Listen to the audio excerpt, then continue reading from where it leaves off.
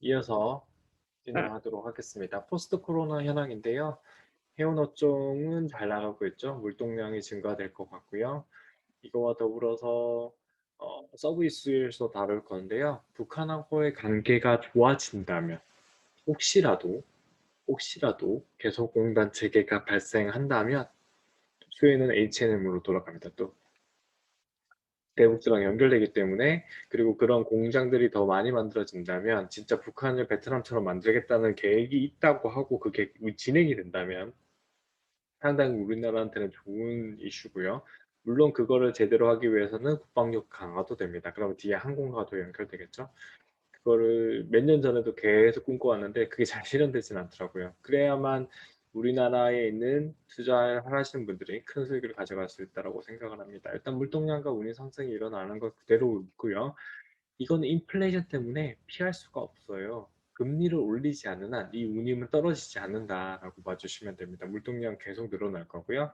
해운업은 호황이고 선박 발주 증가됩니다. 조선업까지 연결되고, 조선업 중은 수혜주 운하의 강구 효과가 있었다고 했죠. 신재생 에너지랑 연결되고, 이런 부분에 따라서 매수 유효입니다. 지금 제가 들어온 정보에 따르면 물건 배에 관련된 어, 신문 기사가 하나 떴어요. 거기서는 지금 어떤 내용이 나오냐면 그 지금 이제 도크가 2.5년 정도 찼대요. 2.5년 정도 차서 이제 발주를 내는 기업들이 배만 빨리 만들어줘. 그리고 돈을 얼마든지 줄게. 그런 상황이라고 합니다. 왜냐면 여기서 운임 상승이니까 운임 상승에 조금이라도 이득을 보려면 배가 있어야 된다는 거예요. 선박 발주하고 있는 선사들뿐만 아니라 이제 선박의 주인들은 보통 이제 거대 자산가들이 보통 배를 가지거든요.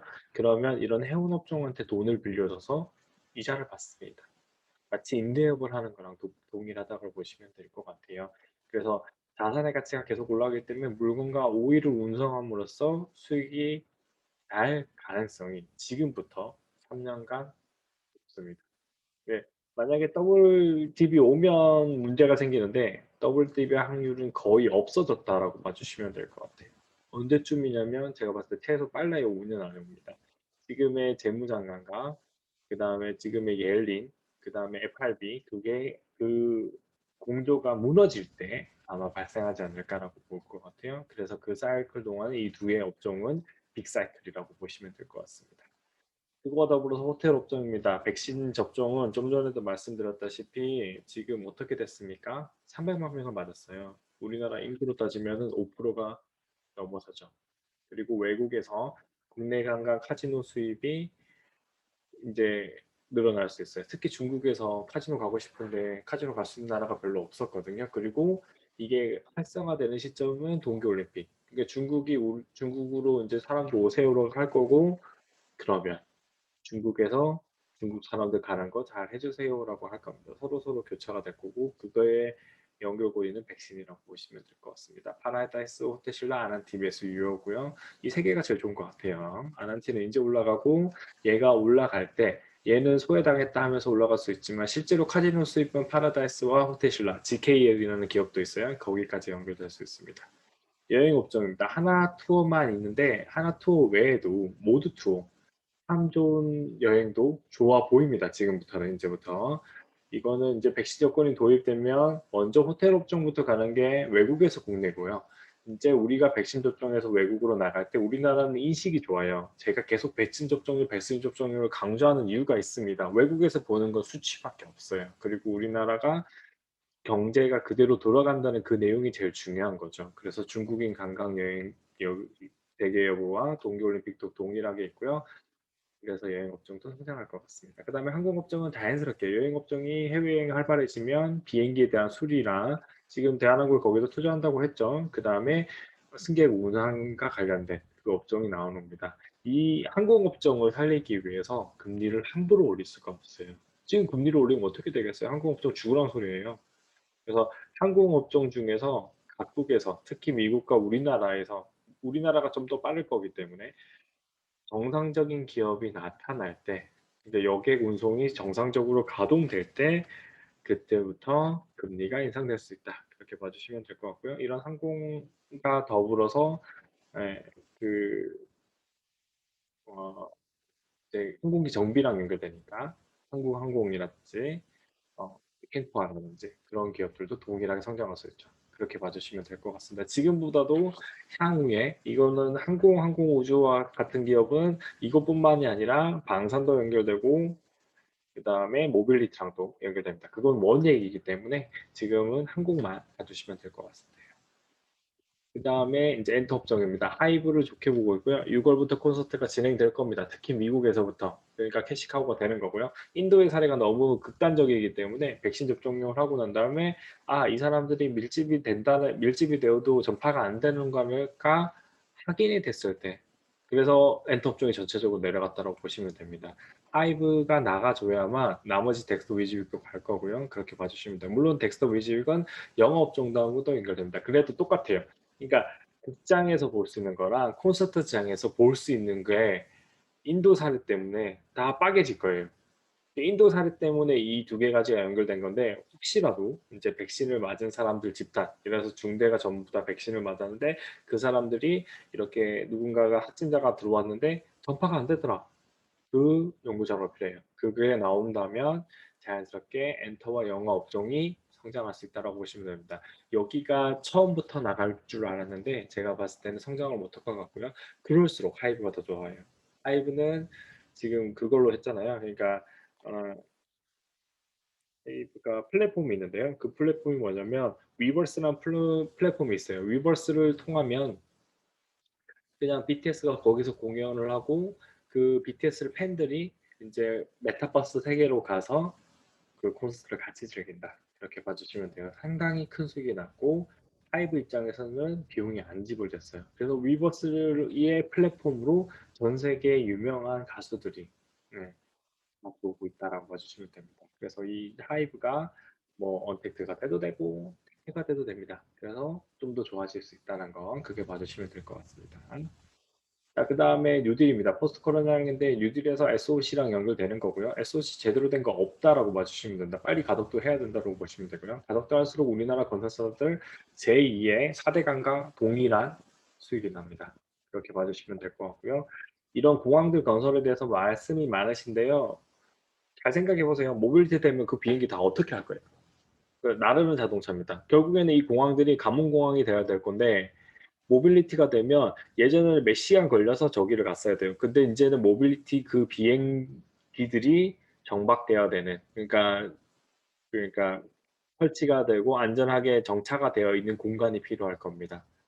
그러니까 각 지역마다 공항이 이제 예전에는 기차라든지 버스 정류장이 중요했는데 그거와 비슷하게 모빌리티 정류장이 필요할 거라고 생각을 해요. 그러면 자연스럽게 이 공항들의 인프라가 구축돼야 되고요. 그리고 국제공항도 여러 개 있어야 된다고 봅니다. 한쪽만 하면 그러니까 이 모빌리티들이 외국으로 나가기 위해서 모빌리티가 바로 나가게 안 해줘요. 미학이 그냥 UFO가 돼요. 외국 국가에서는. 그러니까 그거에 대한 절차가 필요할 거기 때문에 이거는 진짜 먼 미래인데 2024년 이후의 미래예요. 그래서 그거를 대응하기 위해서는 지금부터 공항 건설이 필요하다는 겁니다. 그냥 빈말이 아니에요. 모빌리티는 무조건 올 겁니다. 그냥 하늘 나는 자동차라고 해서 그냥 안 될 거라고 생각하지만 드론을 6개를 박아버리고 드론이 한 2개만 부실하더라도 계속 날 수만 있으면 긍정적이라고 보시면 될 것 같습니다. 헬기보다 안정성이 더 높아요. 네, 일단 그렇게 말씀드리고요. 그 다음에 국내 그린 뉴딜입니다. 국내 그린 뉴딜은 그린 뉴딜을 할 수 있는 나라가 진짜 적어요. 이게 하나의 그 진입장벽을 만드는 거예요. 선진국으로 들어갈 수 있냐. 선진국들만 결국 그린 뉴딜을 할 수밖에 없어요. 중국 정도만 할 수 있을 거고요. 그 외 국가들은 하기 힘들다라고 봐주시면 될 것 같습니다. 그러면 그 외 나라들은 SOC를 해서 전통적인 뉴딜을 해서 기업에 지금 이제 기업에 생명줄을 넣어주고요. 그 다음에 경제를 활성화시켜야 된다라고 봐주시면 됩니다. 그래서 장비가 필요하니까 두산 인프라고 현대건설기계 잠시 조정이 들어오더라도요. 조정이 들어도 추가적으로 상승할 수 있다라고 봐주시면 될 것 같습니다. 자, 미국의 증세 한번 갖고 왔어요. 인프라 투자 계획의 재원이 미국의 증세 아니고요. 이거는 지속적으로 문제가 될 겁니다. 이게 나올 때마다 주가가 빠질 수밖에 없어요. 우리나라 같으면 삼성전자, 하이닉스, 현대차, 뭐 셀트리온 거기다 세금을 더 때리겠대요. 당연히 주주들 싫어할 거고 투자하는 사람들도 걱정이 돼서 하고 나갑니다. 그러니까 그런 일들이 벌어질 수 있다라고 봐주시면 되고, 근데 전반적인 이제 포스트 코로나 주들의 성장을 위해서는 이렇게 해야 돼요. 그러니까 돈 잘 버는 기업들한테 돈을 받고요. 돈을 못 벌고 거의 힘든 기업들한테는 저금리 정책을 펼쳐서 "네가 빨리 살아나라고 도와주는 거죠. 그리고 어느 순간 되면은 얘네들 중에 한 두세 개 기업이 살아나면 그때부터 금리가 올라갑니다. 그러면 살아남을 기업들만 살리고 구조조정이 일어난다라고 봐 주시면 되고요. 그거의 파급 효과로 결국에 더블디 비슷하거나 아니면 5년 안에 위험이 온다라고 봐 주시면 됩니다. 구린이들 지원 그 자체의 정책이고요. 결국에는 살리는 산업, 결국에는 신재생 에너지 사업들이고요. 죽이는 사업은 화석연료 기반 산업들에 크게 부정적이다라고 봐 주시면 될 것 같습니다.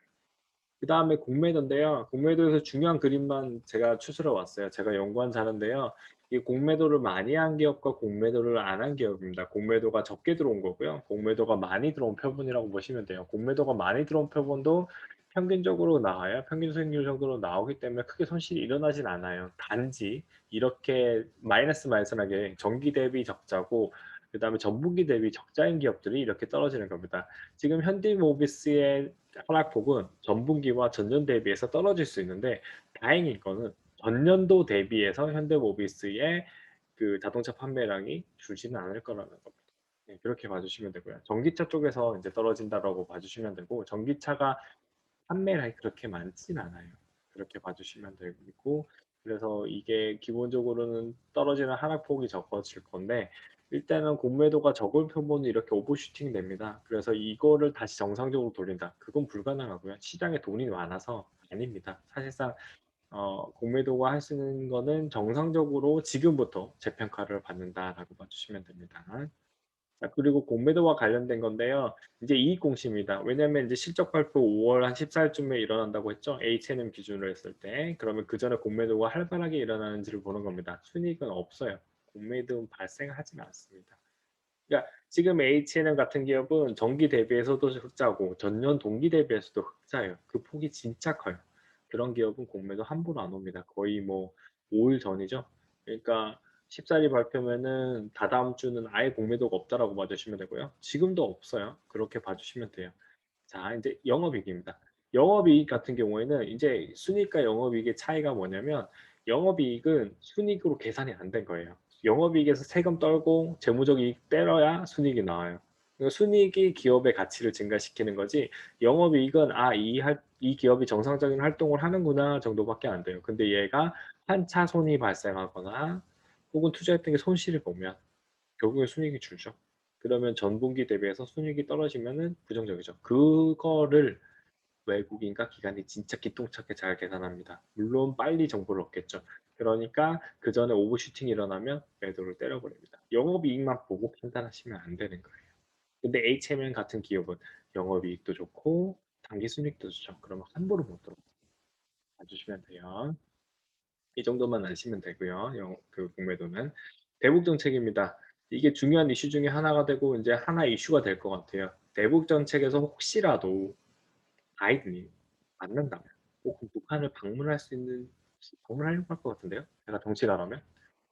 그래서 바이든이 방문을 하는 일이 벌어진다면 근데 바이든이 방문한다는 거는 게임이 끝난 거예요. 이제 트럼프가 방문한 거랑 게임이 달라요.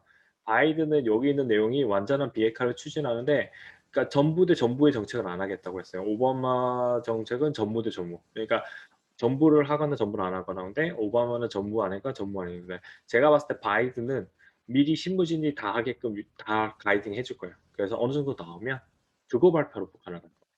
혹시라도 그렇게 되면 H는 20만 원 가는 거예요. 그러니까 지금 그건 피할 수가 없어요. 북한에서 현대 쪽을 계열을 생각하는 거에 생각이 다르기 때문에 이게 20만 원도 낮춰서 말씀드린 거고요. 그리고 그렇게 되면 해운업종은 전부 다 상승합니다. 개성공단에 있는 물량을 우리나라 해운사들이 다 감당할 수밖에 없다라고 봐 주시면 되고 베트남이라는 공간이 우리 머리 위에 생기는 거예요. 그러면은 말할 필요가 없죠. 그다음에 또 뭐가 있냐면 그 동해 철도 라인으로 러시아의 가스가 들어옵니다. 그리고 우리나라가 대륙과 연결돼 버리죠.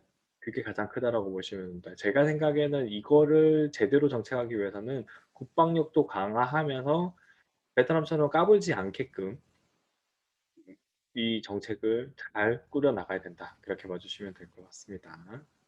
그냥 그 정도까지 말씀드리고 넘어갈게요. 자, 이제 시황 분석입니다. 월봉 분석은 올라갔다가 이제 내려오고 있고요. 꼬리 달고 갔지만 아직도 상승 추세입니다. 이거 정도는 괜찮고요. 만약에 여기서 꺾여 버리면은 단기 조정이 올 수는 있어요. 그치만은 제가 봤을 때 이 추세는 그대로 유지할 것 같습니다. 그러면은 요 라인을 유지할 거고요. 아직 한 3,500에서 3,700 정도까지는 더 가는 게 좋지 않나 그렇게 보고 있거든요. 공매도는 큰 영향권이 아닙니다. 다음에 소개가 되면은 보여드릴게요. 차트를 보여드릴 때. 그 다음에 주봉 분석입니다. 주봉으로 봤을 때는 음봉이 나왔고요. 이제 그래도 여기가 상승폭을 가지고 있다. 그래서 여유를 가진 거고요. 여기가 노란선 3,100까지는 안 깨지면 충분합니다. 3,050 정도 되는 거 보이고요. 그래서 거기까지는 추가 상승이 일어나고요. 아직도 여기죠. 근데 이걸 왜 믿냐면 FRB하고 미국의 옐린 장관을 믿는 겁니다. 이 사람들은 진짜 정통했어. 2008년도를 믿고 있고 그거에 위한 정책을 펼치고 아까 말씀드렸다시피 돈 잘 버는 기업들한테 세금을 더 걷고 거의 한계 기업들을 살려야 된다라고 생각한 거예요. 왜냐하면 산업이 붕괴됐거든요. 이 뉴스 보신 적 있으실 건데 스튜디오스들 자살하고 그러니까 자기 일자리가 안 생기니까요. 그러니까 산업이 붕괴되면 생활이 붕괴되고 생존이 안 돼요. 그러니까 그런 것들을 막기 위해서 돈을 풀고 있다라고 봐주시면 됩니다. 일본 분석입니다. 동일하고요. 꼬리를 달았어요. 꼬리를 달았고 끝났었는데 꼬리를 달아서 올라가 준 거죠. 근데 다시 이제 돌파를 해버렸죠. 이 정도는 괜찮아요. 왜냐하면 여기 있는 저점 아까 3050비면 문제지만 3100 여기 지점이 저점일 것 같아요. 삼성전자로 만들 수 있고 다음 주쯤에 주가 지수는 떨어질 가능성이 높아요. 근데 포스트 코로나주는 오를 거라고 거의 장담합니다. 그래서 그 확진자가 진짜 1,000명 넘으면 장담 못 하고요. 1,000명이 안 되고 지금 추세라고 하면 그리고 백신 접종률도 유지가 된다면 포스트 코로나주는 올라갈 거고요. 포텐셜라 떨어진 거 다 반영할 겁니다.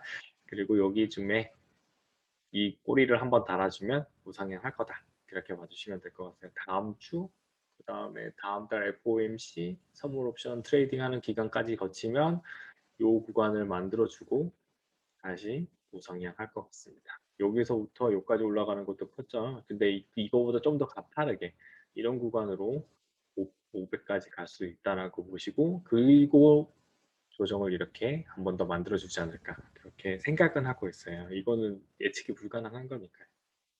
일본 분석입니다. 오고 있죠. 이거 코스닥입니다. 코스닥도 이불로 하나 넣었어요. 왜냐하면 여기서 숏을 거시는 분들도 있는 것 같아서 한번 보여드리는 거고요. 여기 960, 60, 975, 975가 여기거든요. 여기가 975니까 975와 960 정도까지 떨어질 수 있고 이게 최대폭이에요. 그래서 여기를 닿으면 그냥 인버스 같은 거 있으신 분들은 정리하시는 게 낫습니다. 주체별로 볼게요. 외국인들이 이렇게나 많이 샀어요. 샀어요. 개인이 판 거고요. 개인이 플레이를 잘하는 건지 외국인이 이제 지금부터 자기의 힘으로 끌고 나가는지를 이제 시장을 보시면 되고요. 해지가 들어온 거라고 보시면 됩니다. 선물을 매도하고 있죠. 그 다음에 여기도 매도하고 있고 개인만 이제 선물을 샀습니다. 이거는 선물 트레이더의 이제 여기 주체가 다르다는 거 꼭 이해해 주시면 되고요. 외국인이 이렇게 샀기 때문에 떨어질 수도 있지만 기본적으로 저는 이걸 약간은 해지로 보기 때문에 여기가 빨간 봉으로 바뀔 거라고 봅니다. 5월 초에만 조금 부정적인 결과가 나오고 그래서 공매도가 별 영향고리가 없다. 그렇게 봐주시면 됩니다. 그 다음에 원달러 환율인데요. 원달러 환율은 여기 하락 추세를 말씀드렸었죠. 그래서 이렇게 하락을 하는데 급등이 나왔어요. 일본 기준으로 이렇게 급등이 나온대요. 근데 어때요? 하락입니다. 계속 하락이고 여기서 20원을 넣고 돌파를 하더라도 저는 개인적으로는 일본 기준으로 하락으로 보고 있고요. 이것도 주봉 기준으로도 하락으로 봅니다. 저는 1,100원을 깨질 거라고 봅니다. 약간은 지금 그래요. 지금 보는 관점은 원달러 환율에서 달러 가치를 돈을 더 풀 거라고 보고요. 풀지는 않는데 유지를 할 거라고 보고요. 증세만 할 거예요. 증세를 한다고 해서 우리나라의 원달러율이 올라가진 않고 오히려 그냥 미국에서 알아서 달러 가치가 떨어지는 그 정도가 될 거다라고 보시면 되고요. 미국의 주가가 그렇게 급등하지는 않을 거다. 단 우리나라는 지속적인 수출이 되니까 이 원달러 환율이 떨어질 것 같다. 그렇게 봐주시면 됩니다. 비트코인입니다. 비트코인 이제부터 트레이딩 해도 되는 시점까지는 온 것 같고요. 이게 보면 6,500만 원이에요. 계산해보면 6,800이면 갭이 거의 안 나요. 그러니까 이렇게 갭이 날 때는 투자하기가 위험한 거예요. 그래서 이걸 만날 때까지 했고 지난주에 만났잖아요. 여기서 치고 난 다음에 다시 내려올 수도 있어요. 그렇지만 이렇게 갭이 줄어든 상태라고 하면 제가 봤을 때 여기 이 구간 30% 하락한 구간이더라고요 여기가. 여기를 지킬 것 같아요. 그래서 떨어지더라도 여기서 쌍바닥 찍어 주고 요걸 지지받고 다시 올라갈 거니까 지금부터는 매수도 하셔도 되고 혹은 이제 내려오더라도 만약에 이 구간 오면 '아 매수해도 되는 구간이다.' 그렇게 봐 주시면 될 것 같습니다.